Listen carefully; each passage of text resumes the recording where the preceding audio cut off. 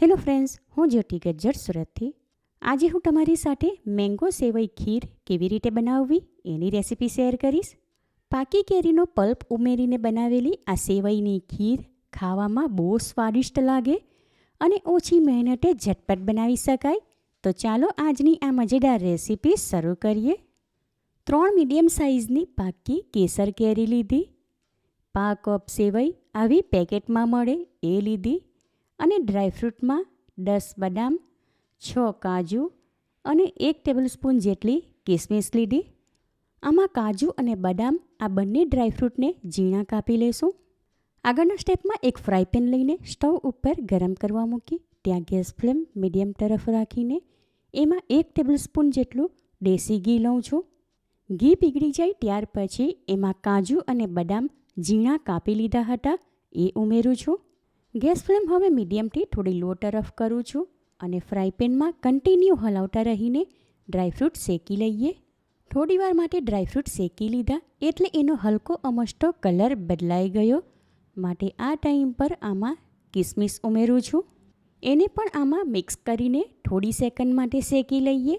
ત્યાર પછી gas flame બિલકુલ લો તરફ કરી શેકેલા ડ્રાયફ્રૂટ ફ્રાય પેનમાંથી એક ડીશમાં કાઢી લઉં છું. હવે ફ્રાય પેનમાં જે ઘી બચી ગયું એમાં સેવઈ ઉમેરીને મિક્સ કરી લઈએ. આમાં બીજું ઘી ઉમેરવાની જરૂર નથી અને ગેસ ફ્લેમ બિલકુલ લો તરફ કરી હતી એ હવે મીડિયમ તરફ કરી લઈએ. ફ્રાય પેનમાં કન્ટિન્યુ હલાવતા રહીને સેવઈ શેકી લઈએ. આશરે 4 થી 5 મિનિટ માટે સેવઈ શેકી લીધી એટલે હવે એનો કલર બદલાઈ ગયો તમે જોઈ શકો છો. માટે આ ટાઈમ પર આમાં 2 કપ ભરીને ગરમ કર્યા વગરનું દૂધ ઉમેરું છું. તમે ગરમ કરી લીધું હોય તો મલાઈ સાથે જ આમાં ઉમેરવું. ગેસ ફ્લેમ મીડિયમ તરફ રાખું છું એટલે આ દૂધ જલ્દી ગરમ થઈને ઉકળવા લાગે. ફ્લેવર માટે આમાં 5 ટીસ્પૂન જેટલા વાટેલા એલચીના દાણા ઉમેરું છું. હવે જેમ જેમ આ દૂધ ઉકળશે તેમ તેમ સેવઈ એમાં કૂક થઈને ફૂલી જશે. થોડીવાર પછી આમાં સેવઈ બફાઈ ગઈ એટલે નરમ થઈ ગઈ.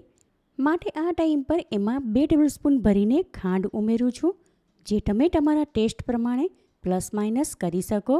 ખાંડ ઉમેર્યા પછી 5 થી 6 મિનિટ માટે ખીર ઉકાળી લીધી એટલે હવે પહેલાં કરતાં ઘટ્ટ થઈ ગઈ. તમે જોઈ શકો છો આમાં સેવઈ પહેલાં કરતાં પણ વધારે ફૂલેલી દેખાય છે. હજુ આ ખીર જેમ જેમ ઠંડી થશે તેમ તેમ આના કરતાં પણ વધારે ઘટ્ટ થઈ જશે.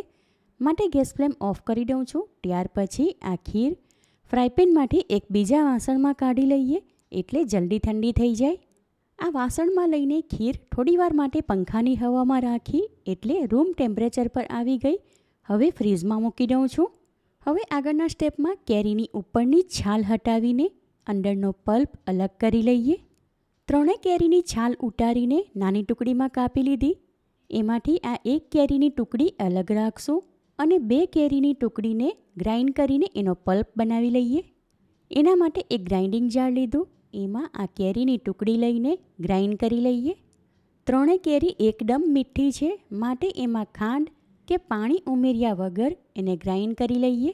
કેરીનો પલ્પ તૈયાર છે અને સેવઈની ખીર ફ્રીઝરમાં રાખી હતી માટે એકદમ ઠંડી થઈ ગઈ. હવે એમાં આ પલ્પ ઉમેરીને સારી રીતે મિક્સ કરી લઈએ. ખીર સાથે કેરીનો પલ્પ મિક્સ કરો ત્યારે એને એકદમ ઠંડી કરી લેવી. જો ગરમ ગરમ હશે તો એ ફાટી જશે એ વાતનું ધ્યાન રાખવું. હવે આમાં શેકીને રાખેલા ડ્રાયફ્રૂટ પણ ઉમેરી દઉં છું.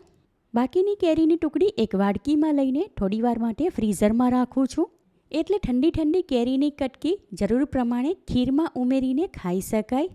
મેંગો સેવઈ ખીર તૈયાર કરીને થોડીવાર માટે ફ્રીઝમાં રાખી હતી. હવે ઠંડી ઠંડી સર્વ કરું છું. સુપર ડિલિશિયસ એકદમ રીચ મેંગો સેવઈ ખીર તૈયાર છે. ખીર ખાવા માટે વાડકીમાં લઈને ઉપરથી ઠંડી ઠંડી કેરીની કટકી અને ડ્રાયફ્રૂટ નાખું છું. એકદમ ક્લાસિક અને જોટાની સાથે તરત જ ખાવાનું મન થઈ જાય એવી ઠંડી ઠંડી આઈસ્ક્રીમ જેવી આ ખીર ટેસ્ટમાં બેસ્ટ અને મોઢામાં મૂકતાની સાથે જ ઓગળી જાય એવી છે. એકવાર તમે આ રીતે મેંગો સેવઈ ખીર બનાવશો તો ગેરંટી સાથે કહું ઘરમાં નાના મોટા બધા જ વખાણ કરીને ખાશે અને ખાટા ઓછી જ પડશે. માટે હમણાં ગરમીની મોસમમાં ઠંડી ઠંડી ખાવાની મજા પડી જાય એવી આ ખીરની રેસીપી તમે જરૂરથી ટ્રાય કરો તમે મારી રેસીપી ક્યાંથી જુઓ છો અને કેવી લાગી એ કમેન્ટ કરીને જણાવો. રેસીપી પસંદ આવી હોય તો વિડીયોને લાઇક કરીને વધારેમાં વધારે શેર કરો. ચેનલ પર નવા હો તો સબસ્ક્રાઈબ કરીને બાજુમાં આપેલા બેલ આઇકન પર ક્લિક કરો, એટલે આવનાર દરેક નવી રેસીપીઓની જાણકારી તમને મળતી રહે. ફરી મળીશું એક નવી રેસીપી સાથે. Eat healthy and stay healthy.